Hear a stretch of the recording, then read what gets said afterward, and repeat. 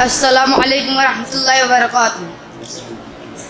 الحمد للہ والصلاة والسلام علی رسول اللہ وعلی آلہ وصحبہ اما بعد فاعوذ باللہ من الشیطان الرجیم بسم اللہ الرحمن الرحیم ان الذین قالوا ربنا اللہ ثم استقاموا فلا خوف علیہم ولا هم يحزنون أولئك أصحاب الجنة خالدين فيها جزاء بما كانوا يعملون. قابل احترام صدر مجلس اور حاضرین انجمن، آج کی اس نورانی محفل میں جس موضوع پر میں روشنی ڈالنا چاہتا ہوں وہ ہے استقامت. میرے اسلامی بھائیوں، استقامت کا لغوی معنی ہے جم جانا، اور شریعت میں کہتے ہیں کہ حق کو اپنانے کے بعد اس پر مضبوطی سے قائم رہنا، کسی بھی حالت میں اس سے نہ ہٹنا، جیسی بھی مشکل آ جائے اسے برداشت کرنا. قرآن مجید میں اللہ رب العالمین استقامت کا حکم دیتے ہوئے فرماتا ہے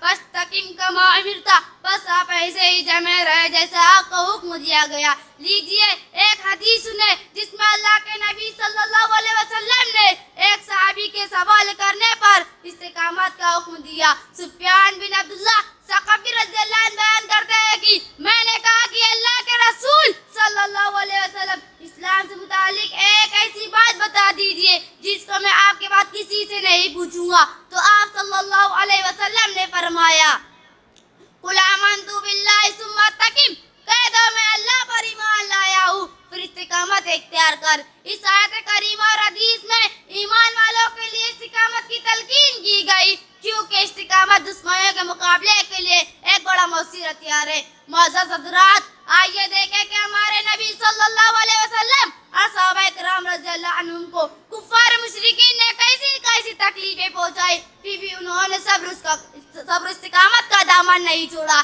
جب نبی صلی اللہ علیہ وسلم کی دعوت کو روکنے کے لیے کفار مشرکین آپ صلی اللہ علیہ وسلم کے چچا ابو طالب سے شکایت کی تو اس وقت آپ صلی اللہ علیہ وسلم نے فرمایا چچا جان، اللہ کی قسم اگر یہ لوگ مشرکین مکہ میرے دایاں تر صورت اور بایاں تر چال لا کر رکھ دے تب بھی میں اس کام کی یعنی توحید کی دعوت کو نہیں چھوڑوں گا حتیٰ کہ اللہ تعالیٰ اس دین کو غالب کر دے یا اس راستے میں میں ہلاک ہو جاؤں. ایک شاعر نے نبی صلی اللہ علیہ وسلم کی قول کی کیا ہی خوب ترجمانی کی، میرے ہاتھوں پر لا کر چاند سورج بھی اگر رکھ دو، میرے قدم تلے روح زمین کا مال ازر رکھ دو، خدا کے کام سے بات ہرگز آ نہیں سکتا، یہ بت جھوٹے جھوٹوں کو سچا کہہ نہیں سکتا. حضرت مصعب بن عمر رضی اللہ نے اسلام قبول کیا تو ان کی ماں نے ان کا دانا پانی بند کر کے گھر سے نکال دیا، مگر انہوں نے حق کو نہیں چھوڑا.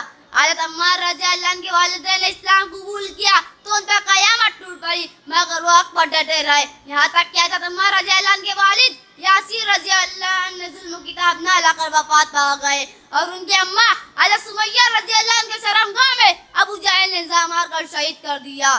حضرت بلال رضی اللہ عنہ غلام تھے، ان کا مالک ان کو دوپہر کی سخت گرمی میں مکہ کے پتھری کنکر پر لٹا دیتا اور اوپر سے بھاری پتھر رکھوا دیتا، پھر بھی ان کی زبان پر یہی الفاظ ہوتے آت یعنی اللہ ایک ہے، اللہ ایک ہے. حضرت عثمان رضی اللہ عنہ کی چچا ان کو کھجور کی چٹائیوں پر لپیٹ کر دعا دیتا، مگر وہ صبر استقامت سے کام لیتے اور حق پر جمے رہے تھے.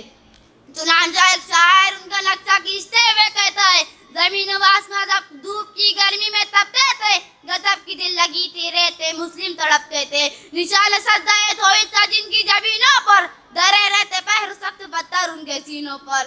معزز سامعین، گویا قبیلہ اپنے قبیلے کے مسلمان ہونے والے افراد کو طرح طرح کی سزا دے رہا تھا. جن کا کوئی قبیلہ نہ تھا ان پر اوباشوں اور سرداروں نے ایسے ایسے ظلم و ستم جاری کیے جنہیں سن کر مضبوط دل انسان بھی کانپ جاتا ہے.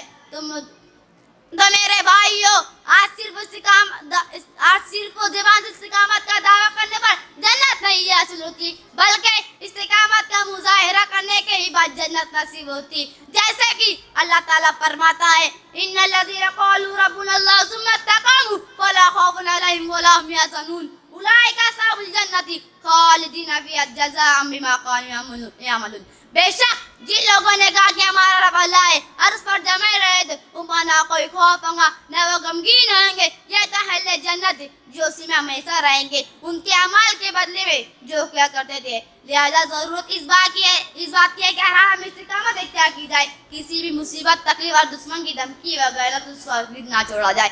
آخر میں اللہ تعالیٰ سے دعا ہے کہ ہم سب کو استقامت اپنانے کی توفیق دے. آمین. وآخر دعوانا الحمدللہ رب العالمین. السلام علیکم و رحمۃ اللہ وبرکاتہ. وعلیکم السلام ورحمۃ اللہ وبرکاتہ. ماشاء اللہ بہت ہی بہترین اسلوب اور گہرائی کے اندر استقامت کے موضوع پر تقریر پیش کر رہے تھے.